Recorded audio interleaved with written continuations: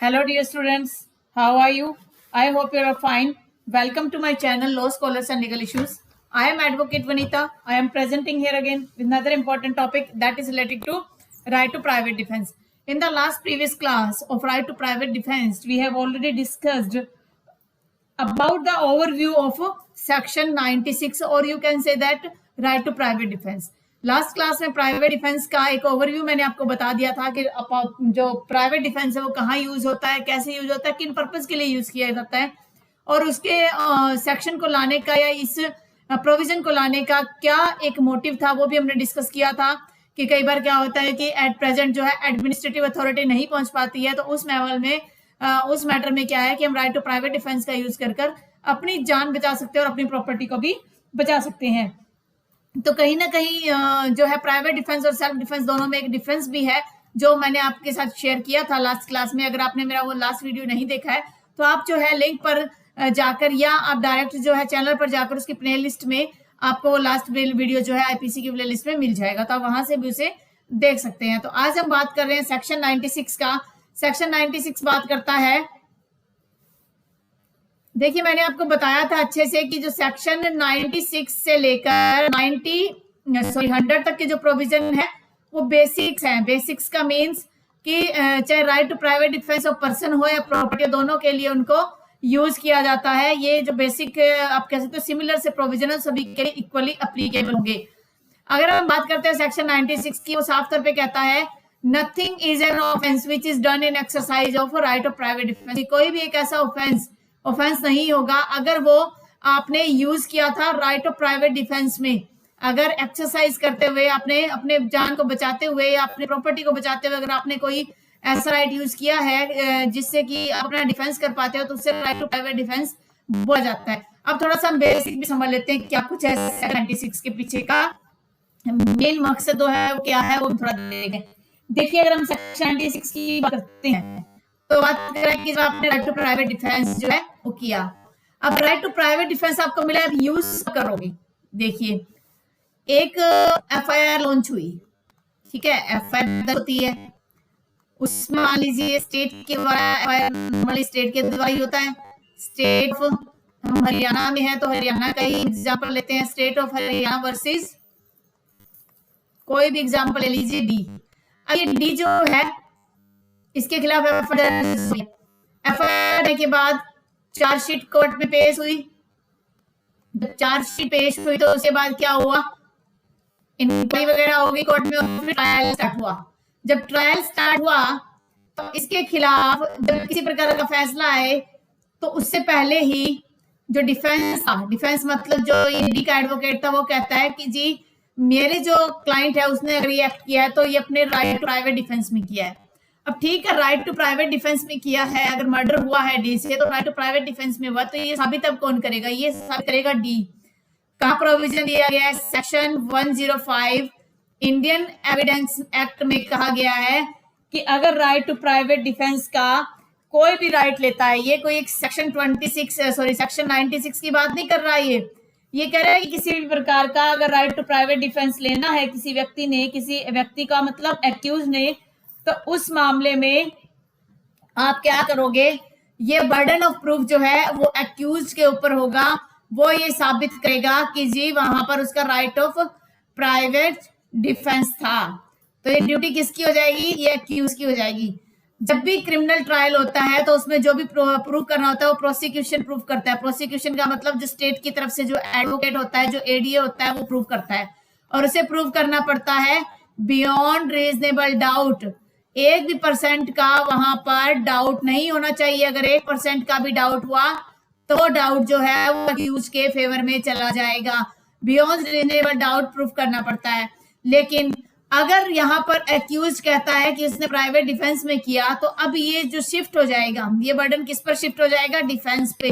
Defence का मतलब accused पे शिफ्ट हो जाएगा और एक्यूज प्रूव करेगा। सेक्शन 105 में ये बातें कही गई है इंडियन एविडेंस एक्ट की कि अगर accuse right to private defence demand करता है तो उसे जो है वहां पर ये प्रूव करना पड़ेगा कि उसने राइट टू प्राइवेट डिफेंस में ये एक्ट किया था, ठीक है।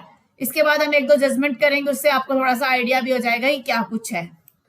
तो अगर इसे हम आगे समझें तो सेक्शन 96 जो है बेसिकली किस चीज की बात करता है वो मैं थोड़ा सा आपको बताती हूँ। सेक्शन 96 आपको बताता है कुछ पॉइंट्स, अगर हम इस सेक्शन को पढ़ते हैं तो क्या पॉइंट्स निकल के आते हैं कि आपको जो राइट ऑफ प्राइवेट डिफेंस होगा, right of private defence ROPD जो आपको मिलेगा वो कब मिलेगा, जब भी कोई भी एक ऑफेंस है हो रहा हो आपके अगेंस्ट। कब मिलेगा? अगेंस्ट एन ऑफेंस, एक ऑफेंस के अगेंस्ट आपको राइट टू प्राइवेट डिफेंस मिलेगा। और ये ऑफेंस कहां पर डिफाइन किया गया है? सेक्शन 40 जो है इंडियन पिनल कोड का बात करता है ऑफेंस की। और राइट टू प्राइवेट डिफेंस जो आपको मिलेगा वो सिर्फ IPC के ही ऑफेंसेस में नहीं मिलेगा, अपितु अगर स्पेशल लॉ में कोई भी ऑफेंस बनाया हुआ है उसके लिए भी मिलेगा, और अगर कोई लोकल लॉ है तो उसके लिए भी आपको एक राइट टू प्राइवेट डिफेंस मिलेगा। ऑफेंस का क्या मतलब है? जैसे एक व्यक्ति A है, B के घर आता है, इसके पास क्या गन है, ये गन लेके आता है।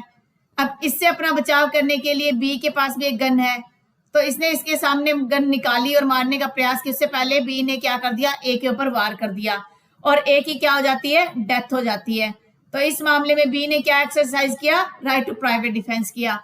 इसको थोड़ा सा अलग समझिए आप। A है वो जो है B पर अटैक करने आया है, B right to private defence को एक्सरसाइज कर रहा है। अब A कहता है कि मेरा भी राइट टू प्राइवेट डिफेंस है, तो वो नहीं होगा क्योंकि वो खुद आया है, वो कोई ऑफेंस कर रहा है, तो उस ऑफेंस के अगेंस्ट जो B का राइट टू प्राइवेट डिफेंस होगा, लेकिन B के अगेंस्ट A का कोई राइट टू प्राइवेट डिफेंस नहीं है क्योंकि A यहाँ पर ऑफेंस करने के पर्पज से ही आया था। तो सेकंड पॉइंट ये निकलता है कि प्राइवेट डिफेंस का प्राइवेट डिफेंस नहीं होता। सेकंड पॉइंट हम क्या लिखेंगे? No private defence against private defence, no private defence against private defence, against private defence. अगर ये वाला एग्जांपल कि A कहता है कि B ने मुझे मारने का प्रयास किया तो मैंने उसको मारा था, ये नहीं, क्योंकि यहाँ ये ऑफेंस के पर्पज से आया था, तभी B का प्राइवेट डिफेंस बना। अगर B के अगेंस्ट आप अपना प्राइवेट डिफेंस ले रहे हो तो फिर B कोई ऑफेंस कर रहा होगा तभी आपका प्राइवेट डिफेंस बनेगा। अगर हम आगे इसमें देखें तो हमने कल के लेक्चर और आज के लेक्चर से एक पॉइंट और समझा कि प्राइवेट डिफेंस और सेल्फ डिफेंस अलग अलग है।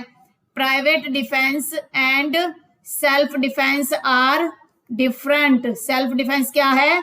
डिफरेंट होगा, ये आप माइंड में रखना, दोनों में डिफरेंट है, दोनों अपने लेवल पे अलग अलग है। सेल्फ डिफेंस जो है वो लिमिटेड सेंस में है और प्राइवेट डिफेंस है जो वाइड सेंस में है। सेल्फ डिफेंस में आपको क्या मिलेगा?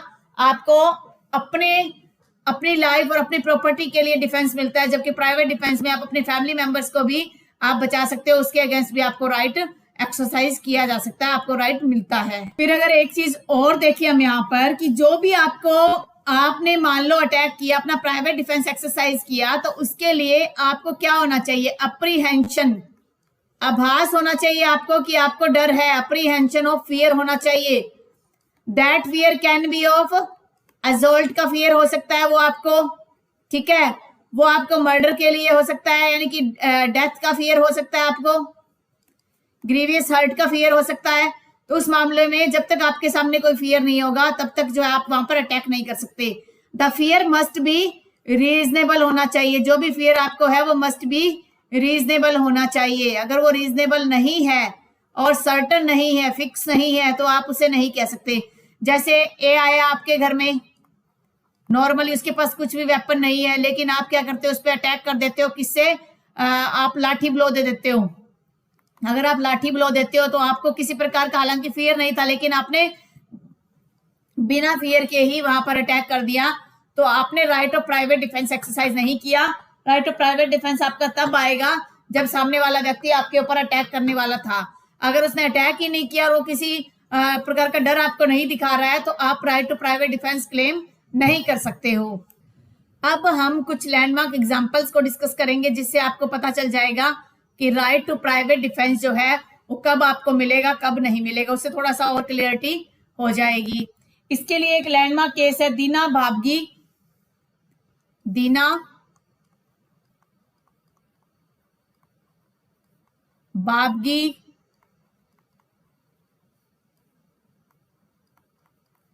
Versus state of Gujarat.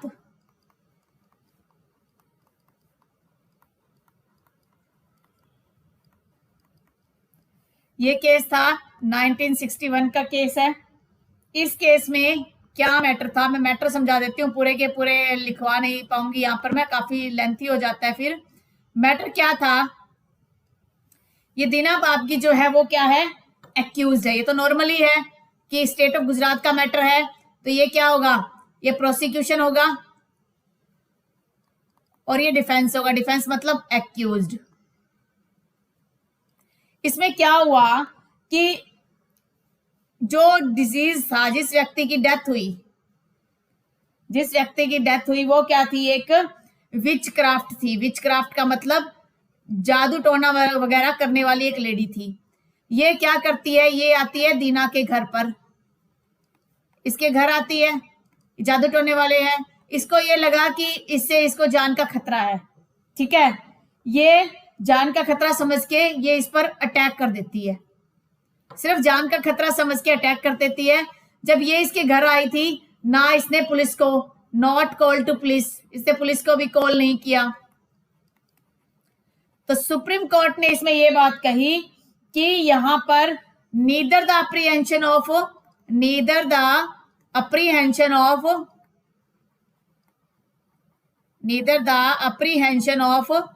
Death nor grievous hurt, और ना ही ग्रीवियस हर्ट है।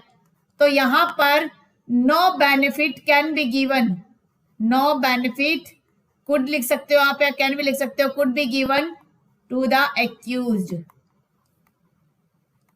देखिए मैंने आपको समझाया कि अगर आपको खतरा हो, जिस लेवल का खतरा होगा उसी लेवल का आपको डिफेंस मिलेगा, उससे ज्यादा नहीं मिल सकता। तो इस मामले में किसी प्रकार का जो बचाव है वो नहीं किया गया, किसी प्रकार की छूट जो है वो इस दीना बाबगी को नहीं मिली। और इस तरीके से आप समझ सकते हो कि आपको डिफेंस भी तभी मिलेगा जब आपको कुछ खतरा होगा, अदरवाइज आपको किसी प्रकार का भी डिफेंस नहीं मिल सकता, ठीक है। तो आप ये अंदाजा लगा सकते हो कि आपका डिफेंस कब अराइज होता है, किस कंडीशन में अराइज होता है, और कब जो है आप अपना डिफेंस के लिए अप्लाई कर सकते हो। ये जो आपको केस का नाम मैंने लिखवाया है ना, ये सॉरी इसको आप गी नहीं समझेंगे, जी समझेंगे, यानी कि ये नाम क्या है, बाबजी। इसको आप जी भी लिख सकते हो और जी भी लिख सकते हो। अब हम डिस्कस करते हैं next judgement, that is also very important with respect to section 96। जैसे कुछ एक जजमेंट मैं आपको समझाने के लिए बता रही हूँ, बाकी एग्जाम में आप एक भी जजमेंट लिख दो तो सफिशिएंट होगा जो उस फैक्ट से रिलेटेड है। अगर जुडिशरी के पॉइंट ऑफ व्यू से बात कर रहे हो तो आपको अगर फैक्ट से रिलेटेड में जजमेंट आपको याद है तो आप लिखो, अदरवाइज नहीं। लेकिन आप एलएलबी के एग्जाम की बात करें तो कोई भी एक जजमेंट जो आप कंसिडर कर सकते हो। नेक्स्ट हमारा जजमेंट है Ajit Singh versus state of Punjab. इस जजमेंट में क्या था, क्या मैटर था, ठीक है। इसमें क्या हुआ, जो अजीत सिंह जो केस है ये प्राइवेट डिफेंस से रिलेटेड करता है, साथ में ये सेक्शन 100 जो आगे आएगा उससे भी डील करता है। तो इसमें क्या मैटर था कि जो व्यक्ति इसमें जिसकी डेथ हुई वो क्या था, ड्रंक पर्सन था। जो डेथ हुई, जिसकी डेथ हुई वो क्या था, एक ड्रंक पर्सन था, शराब पी रखी थी उसने। तो सामने वाले जो व्यक्ति जो है, यानी कि शराब पी के आप कह सकते हो कि वो कहीं खड़ा था, तो एक्यूज जो है वहां से गुजरा। एक्यूज मतलब जो अजीत सिंह है वहां से गुजरा, पास्ड बाय वहां से गुजरा। इसने इसे क्या किया, थोड़ा सा इसे समझाया, समझाने के बाद इसने थोड़ा सा उसे गाली वगैरह दे दी, यानी कि अब्यूजिव वर्ड्स बोल दिए। अब्यूजिव वर्ड्स बोलने की वजह से ये जो पास्ड बाय जो व्यक्ति था, उस व्यक्ति ने इसको क्या किया, मार दिया। जब इसने मारा तो उस मामले में क्या होगा, इसे क्या प्राइवेट डिफेंस मिलेगा, सिर्फ एक अब्यूजिव वर्ड तो है। क्या यहाँ पर जो एक्यूज है क्या उसको अप्रीहेंशन यानी कि खतरा है, कोई अप्रीहेंशन ऑफ फियर है, अप्रीहेंशन ऑफ डेथ है या ग्रीवियस हर्ट है। अगर डेथ या ग्रीवियस हर्ट नहीं है तो उसने कैसे मार दिया, तो वो उसे मार नहीं सकता था। तो यहां पर कोर्ट ने रिफ्यूज कर दिया, कोर्ट ने रिफ्यूज किया to grant the benefit of section 96। Section 96 का जो बेनिफिट है वो देने से मना कर दिया। अब ये 100 से कैसे डील करता है उसको एक बार थोड़ा सा 100 को देख लेते हैं। 100 क्या कहता है, हमारा जो 100 का प्रोविजन है वो क्या कह रहा है, वो आपको बता रहा है कि आप किन किन कंडीशन में जो है राइट टू प्राइवेट डिफेंस ले सकते हो। असोल्ट में ले सकते हो आप, ठीक है। उसके अलावा असोल्ट के अलावा ग्रीवियस हर्ट, सॉरी, पहला है आपका apprehension that death will otherwise be consequence, की जो आपको चोट पहुंचाई जा रही है उसमें क्या आपको डेथ हो सकती है, ठीक है। या फिर आपको ग्रीवियस हर्ट हो सकती है, या आपके ऊपर रेप कमिट हो सकता है, या फिर आपको जो अननेचुरल अरेस्ट जो 377 का जो प्रोविजन है उसमें आप फॉल कर रहे हो, या आपकी किडनैपिंग या अबडक्शन हो रही है, या मान लीजिए आप ऐसे सर्कमस्टेंसेज हैं कि रॉन्गफुली आपको कन्फाइन कर लिया गया है, ठीक है, या आपके ऊपर एसिड अटैक हो रहा है। तो ये 7 ग्राउंड्स हैं। इन 7 ग्राउंड्स में अगर आप फॉल कर रहे हो तभी आप क्या कर सकते हो, डेथ कॉज कर सकते हो। क्या लिखा हुआ है, या when the right of private defense of the body extends to causing death, अब आप कब कोच कर सकते हो, इन कंडीशन में कोच कर सकते हो। जब हम बात कर रहे हैं अजीत सिंह वाले केस की, तो क्या उसमें ऐसा कुछ कंडीशन था, जिसमें ऐसी कोई कंडीशन नहीं थी, सिर्फ उस व्यक्ति ने एब्यूजिव वर्ड्स बोल दिए और सामने वाला जो आउट ऑफ टेम्पर हो गया और उसने उसका मर्डर किया। तो क्या उसे मर्डर का राइट मिलता है? तो उसे किसी भी प्रकार का मर्डर का राइट नहीं मिलता। ये बात कही थी, ये हाईकोर्ट का मैटर था, तो हाईकोर्ट ने ये बात इसमें कही है। अब एक और पॉइंट थोड़ा सा डिस्कस कर लेते हैं कि ठीक है, एक व्यक्ति के खिलाफ, मान लीजिए एक व्यक्ति है, 1 पर्सन है, और इसने क्या कर दिया, अटैक कर दिया बी पर। बी का क्या है, प्राइवेट डिफेंस है। अब एक क्या है, हम मान लेते हैं एक अनलॉफुल असेंबली है।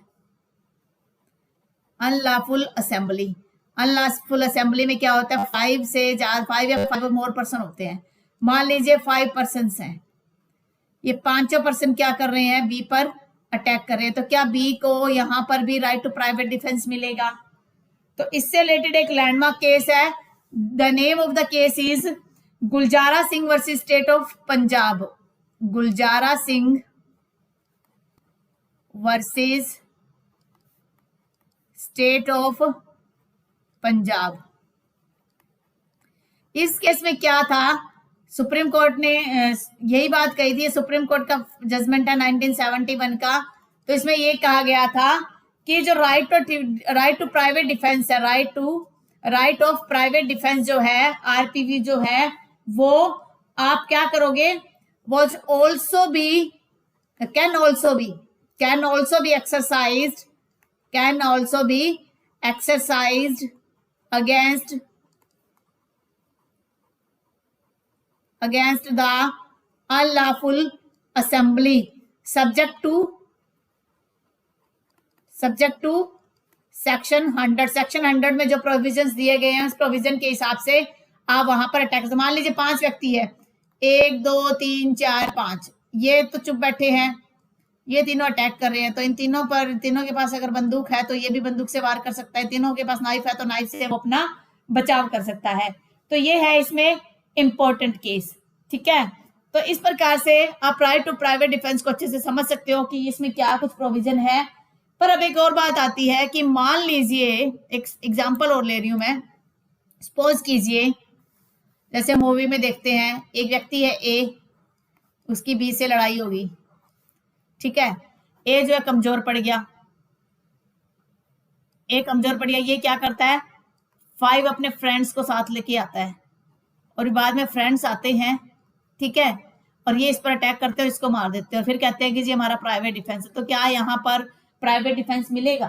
तो यहाँ पर किसी प्रकार का प्राइवेट डिफेंस नहीं मिलेगा, क्योंकि उस व्यक्ति को अप्रीहेंशन ऑफ डेथ नहीं था, अप्रीहेंशन ऑफ रॉन्गफुल कन्फाइनमेंट नहीं था, एसिड अटैक में नहीं फॉल हो रहा है, वो रेप में फॉल नहीं हो रहा है, कि जो सब्जेक्ट टू 100 जो प्रोविजन दिया उसमें कहीं फॉल नहीं कर रहा है। तो यहाँ पर कोई भी राइट टू प्राइवेट डिफेंस नहीं बनेगा। कहने का मतलब है कि एट दैट टाइम, जिस टाइम आप पर अटैक हुआ है उसी टाइम आपका राइट टू प्राइवेट डिफेंस बनेगा। उसके बाद अगर आप प्लानिंग के साथ आते हो तो आपका किसी भी प्रकार का प्राइवेट डिफेंस जो है वो नहीं बन सकता। तो ये है बेसिक प्रोविजन 96 का जो प्रोविजन है, वो मैंने आपको अच्छे से कवर अप करवा दिया है। मैं आशा करती हूँ कि आपको ये कंसेप्ट अच्छे से समझ आ गया होगा। फिर भी आपको किसी प्रकार का डाउट है तो आप मुझे कमेंट कर सकते हैं। कोरोना के इस टाइम पीरियड में, ओमिक्रॉन के इस टाइम पीरियड में आप अपने फैमिली मेंबर्स का, अपने नेबरहुड का ध्यान रखिए. Stay home, stay safe, stay healthy.